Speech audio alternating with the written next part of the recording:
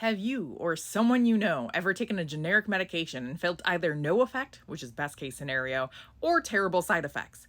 So y'all asked me to do a video about this after there was this like weird ADHD medication shortage where everyone was being switched around from generics to brand names and you said it was terrible. So I'm like, yeah, I'll look into this. And it turned out that it's like my Pepe Sylvia. So just follow along with me on the science behind what is going on with generic medication. So the first thing you need to know about generics is how they actually work. So in the United States, we have a kind of 20-year patent for medication. So if somebody comes up with a new medication, that drug company has 20 years to actually be able to exclusively sell it. That 20 years includes things like research and development. So on average, people only have like 5 to 7 years of actually selling it to patients. To be a generic, you have to be very similar to the original medication. So you have to have the same active ingredient at basically the same dosage and strength and used in the same way.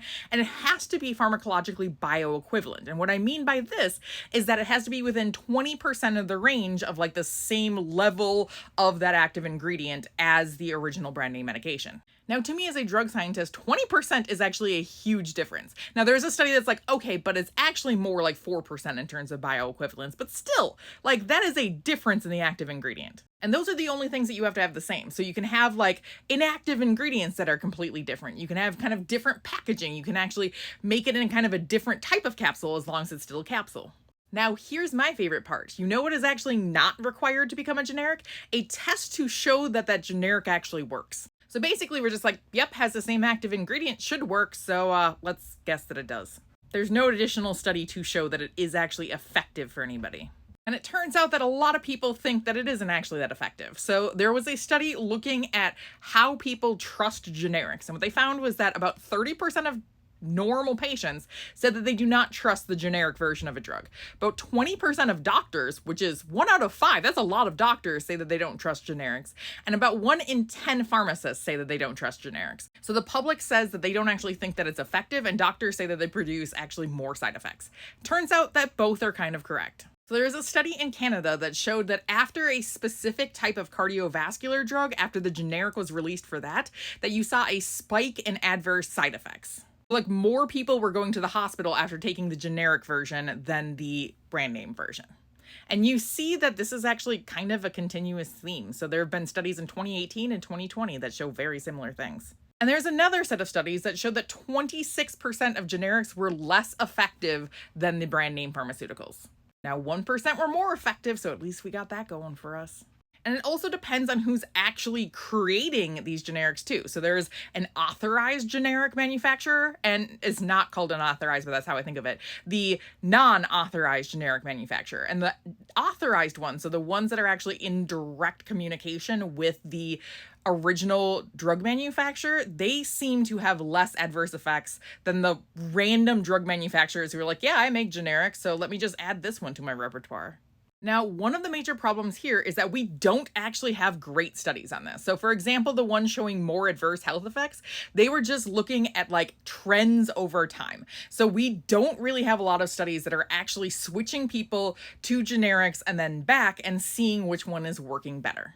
And there's this also huge problem that generics are just cheaper. So now you have this confound of like, maybe it's people who don't have as much money to spend. Maybe they have more health conditions, which means that they can't spend as much on their medication for this one health condition. Maybe they're just more likely to go to the hospital. We're not entirely sure. We don't have enough studies on this in general. So most of what I've been talking about has been done in the realm of cardiovascular drugs, which makes sense because if those don't work, there's a severe side effect.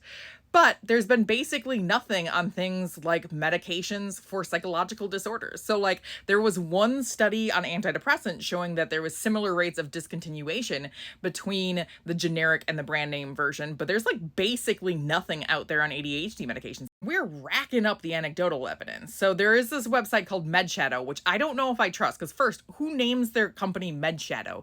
And second, like it is a nonprofit that's supposed to be about making sure that medication is safe and effective, but it just feels a little bit off to me. Anyways, there's this website that people basically talk about their problems with generics on, and there's a lot of evidence that people are having problems with generic pharmaceutical treatments, especially things like ADHD medications.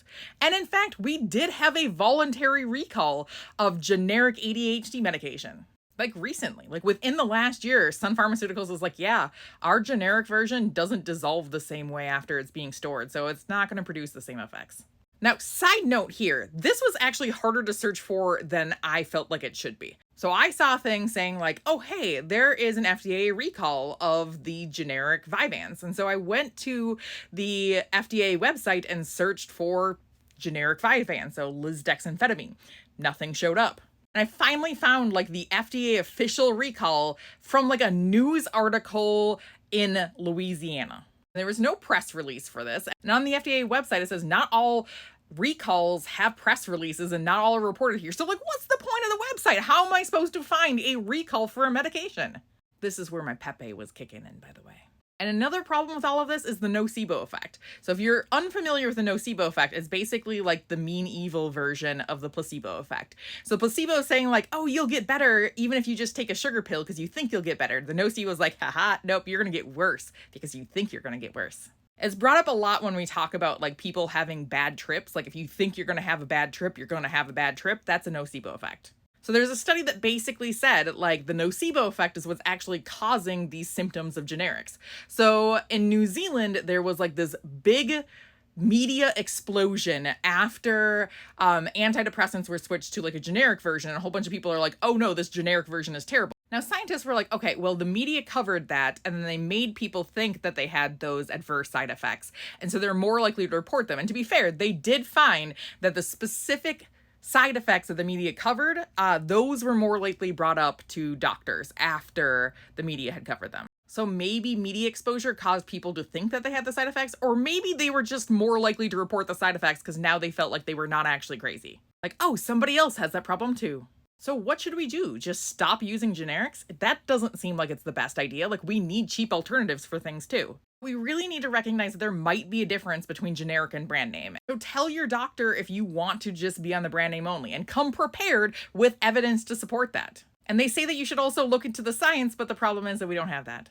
And this is likely going to be a fight. Like, it is not easy to get your doctor to prescribe you only the brand name and then get your health insurance to cover it too.